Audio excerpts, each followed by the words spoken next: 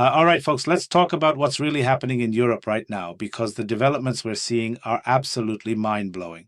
But first, let me tell you about some major moves coming out of the United States that are going to shake things up globally. If you're new here, I'm Andrew Meatrich. I used to work inside a state-run media outlet, saw how stories were twisted to fit the narrative, and I walked away. Now I'm independent, I speak freely, and I tell you what really matters. So Donald Trump just dropped a bombshell, and I mean a massive one. He's announced that he's going to call the leaders of the G7 nations and propose tariffs against China and India.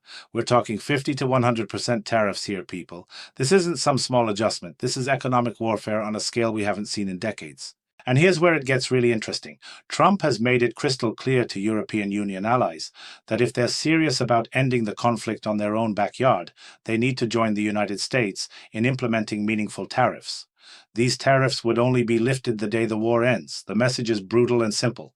If you don't implement these tariffs, you're clearly not interested in peace. Think about that for a second. Trump is essentially forcing Europe's hand, making them choose between their economic relationships with China and India or their alliance with America. This is power politics at its most raw. But that's not all from the States. Trump also announced they're going to investigate George Soros under the RICO Act. For those who don't know, RICO was designed to fight organized crime.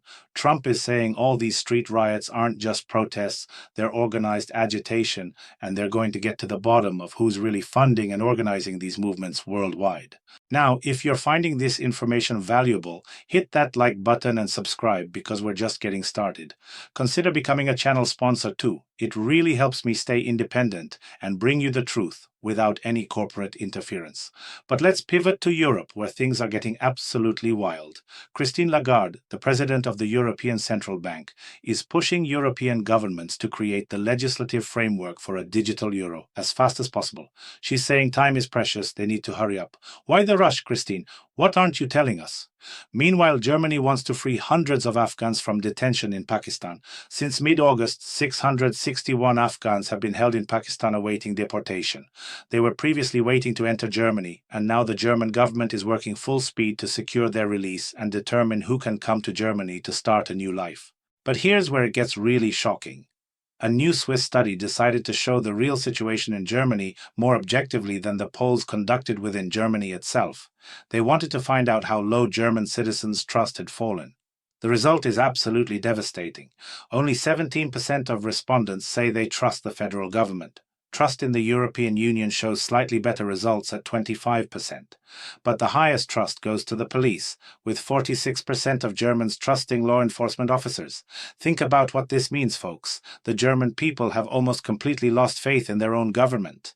And get this, German Chancellor Friedrich Merz announced that too many young people in the country are choosing university, and too few are choosing professional training. He said a person doesn't start with a high school diploma and doesn't end with an academic degree.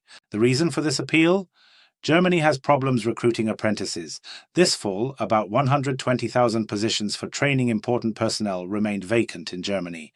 The energy sector faces a particularly acute problem, with up to 90% of all school graduates entering university, even though there are excellent jobs that don't require a degree but need solid professional training.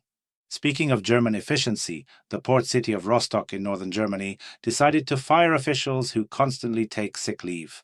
The Rostock City Administration published statistics showing that each of the 2,762 City Hall employees spends an average of almost 30 days a year on sick leave. That's almost twice the old German average of 15 to 19 days. Mayor Maria Kröger decided to act tough. She said eternal sick leaves can no longer be tolerated and has already ordered the dismissal of several dozen employees. There's no other way out, she says. Savings must be economical.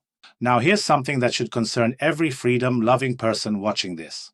Defense Minister Boris Pistorius responded to repeated calls from Markus Söder for Ukrainian men of draft age to return home. Pistorius emphasized that Ukrainian men in Germany generally also have the right to refuse military service based on their convictions. The defense minister was referring specifically to those who are in Germany. Everyone else nobody cares about.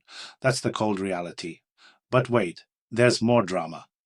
European Parliament member Maria Agnes Strack-Zimmermann reproached the Bavarian Prime Minister, telling him not to give useless advice from a comfortable chair. basically calling him out for being comfortable while giving advice about war. Germany clearly has its own plans in this direction. Don't forget to like this video and drop a comment with your thoughts, because what I'm about to tell you about Hungary is going to blow your mind. Hungarian Prime Minister Viktor Orban made a pretty harsh reproach toward the head of the European Commission. According to his exact words, Hungarians have already been dragged into wars twice. Hungary was dragged into both World War I and World War II, in which it did not want to participate, the consequences of which were tragic. They lost the entire 20th century. According to Orban, politicians like Ursula von der Leyen dragged Hungary into these wars. That's a direct accusation from the Hungarian government leader, folks. He's essentially saying the current European leadership is repeating history's mistakes. And while all this political drama unfolds, Poland today completely closed its border with Belarus. The suspension of border traffic operates in both directions, exit from Poland to Belarus and entry. The decision applies to both automobile transport and freight trains. Poland's Ministry of Internal Affairs explains this is due to the risk of continued military maneuvers called West 2025. The suspension of border traffic will be cancelled only after their completion. Now, while left-wing media tells the masses that China has problems, big economic problems, guess what they just finished? They completed construction of the world's tallest bridge. Its height is 625 meters, length almost 3 kilometers. That's twice the height of the Eiffel Tower. The opening is scheduled for this month. To prove the reliability of the structure, engineers drove 96 trucks onto the bridge and spent 5 days checking the strength of the most vulnerable points. The result? Not the slightest deviation.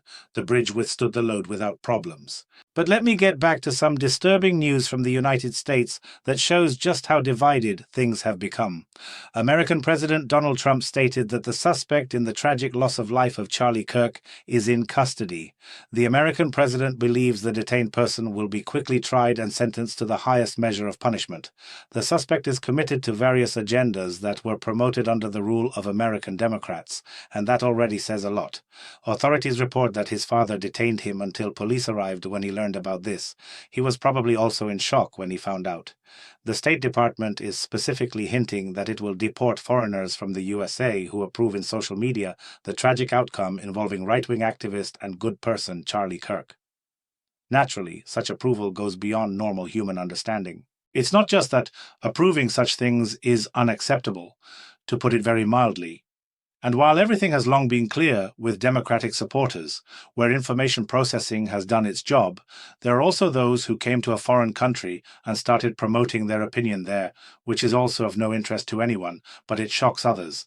Therefore, Deputy Secretary of State Christopher Landau stated, "Don't hesitate to bring such comments from foreigners to his attention."